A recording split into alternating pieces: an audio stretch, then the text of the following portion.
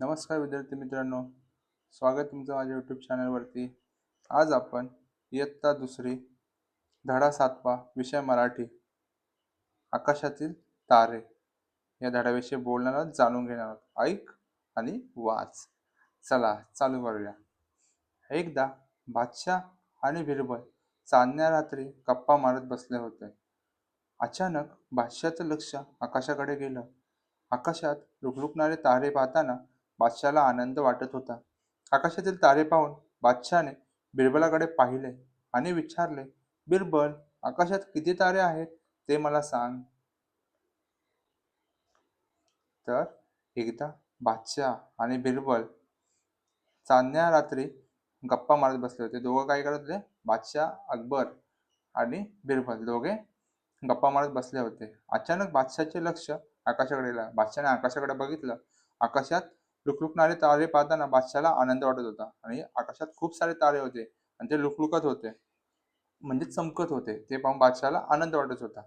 मग आकाशातील तारे पाहून बादशाहने बिरबलाकडे पाहिले. बादशाहने काय केलं? बिरबलाकडे पाहिलं आणि विचारले, बिरबल, आकाशात किती तारे आहेत ते मला सांग. मग बादशाह म्हणाला बिरबलाला, अरे बिरबला, मला सांग, आकाशात किती तारे आहेत ते मला सांग. मग पुढे बिरबल समोर असलेल्या चिंचेच्या झाडाकडे बोट दाखवून पाने मोजण्याचे नाटक करत म्हणाला, ते समोरचं चिंचेचं झाड आहे ना, त्यात जितकी पानं आहेत त्याच्या दुप्पट तारे आकाशात आहेत. बादशाह म्हणाला, चिंचेच्या झाडाची पानं मोजणं शक्य आहे का? जवळच्या झाडाची पानं मोजता येत नसतील तर खूप दूर असलेल्या आकाशाचे तारे कसे मोजता येतील? बिरबल उत्तरला. आता पुढे पाहूया. बिरबल समोर असलेल्या चिंचेच्या झाडाकडे बोट दाखवून पाने मोजण्याचे नाटक करत म्हणाला. बिरबलाने मग काय केलं, की समोर जे चिंचेचं झाड होतं त्या झाडाची पानं मोजण्याचं नाटक करू लागला आणि तो म्हणाला अकबराला, बादशाह, समोर चिंचेचं झाड आहे ना, त्यात जितकी पानं आहेत त्याचे दुप्पट तारे आकाशात आहेत. म्हणजे समोर जे चिंचेचं झाड आहे त्याच्यावर जेवढी पानं आहेत त्याच्या दुप्पट तारे आकाशात आहेत. बादशाह म्हणाला, चिंचेच्या झाडाची पानं मोजणं शक्य आहे का? तर बादशाह म्हणाला, अरे बिरबला, तुम्हाला एवढं बोलतोयस तर चिंचेच्या झाडाची पानं मोजणं शक्य आहे का?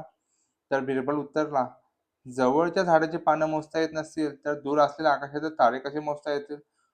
म्हणजे बिरबल बोलला, की आपल्या जवळचं मोजता नाही येत, मग आपण लांबचं कसं काय मोजतो? ही होती बिरबलाची हुशारी. अशा प्रकारे दोघं एकमेकांबरोबर हसू लागले. आता याच्यामध्ये नवीन आलेले शब्द पाहूया काय काय आहेत. बादशाह, बादशाह म्हणजे राजा. लुकलुकणारे म्हणजे चमचमणारे. दुप्पट म्हणजे दोनपट. मग दोनपट म्हणजे कसं? एक असेल तर एकाचा दुप्पट दोन, चार असतील तर आठ, त्याला बोलतात दुप्पट. आता पुढे पाहूया. बादशाहचे लक्ष कोठे गेले? बादशाहचे लक्ष आकाशाकडे गेले. कुठे गेले? आकाशाकडे गेले. बादशाहला कशाकडे पाहताना आनंद वाटत होता? तर बादशाहला लुकलुकणारे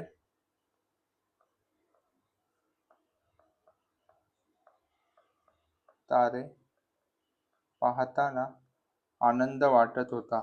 बादशाह व बिरबल कोणत्या वेळी गप्पा मारत बसले होते? तर चांदण्या रात्री. बादशाह आणि बिरबल चांदण्या रात्री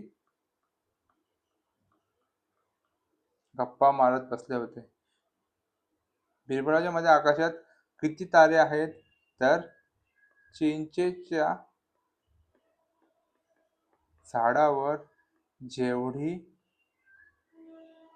पाने आहेत त्याच्या दुप्पट. बादशाहला आकाशातील चांदण्यांकडे पाहून काय वाटले? विचार करावा सांगा. बादशाहला आकाशातील चांदण्याकडे पाहून बादशाहला त्या चांदण्या लुकलुकणाऱ्या पाहून त्याला खूप आनंद झाला आणि त्याला त्या चांदण्या मोजाव्याशा वाटल्या, म्हणून त्याने ते बिरबलाला मोजायला सांगितले. बिरबलाने आकाशातील ताऱ्यांची तुलना चिंचेच्या झाडासोबत का केली असेल?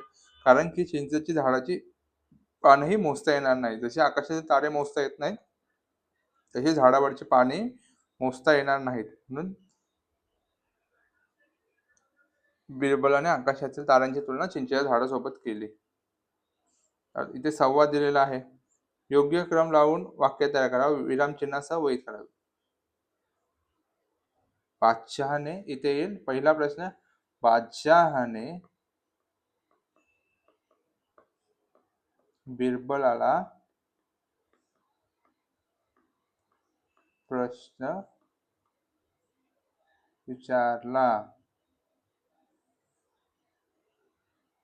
दुसरा आहे आकाशातील तारे कसे मोजता येतील.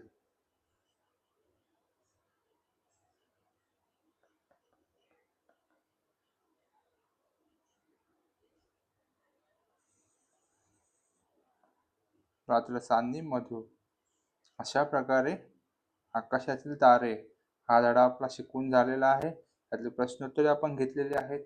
तुम्हाला व्हिडिओ आवडल्यास आपल्या चॅनलला सबस्क्राईब करा, व्हिडिओला लाईक करा, शेअर करा, कमेंट करा आणि जास्तीत जास्त मुलांपर्यंत आपले व्हिडिओ पोहोचवा. धन्यवाद.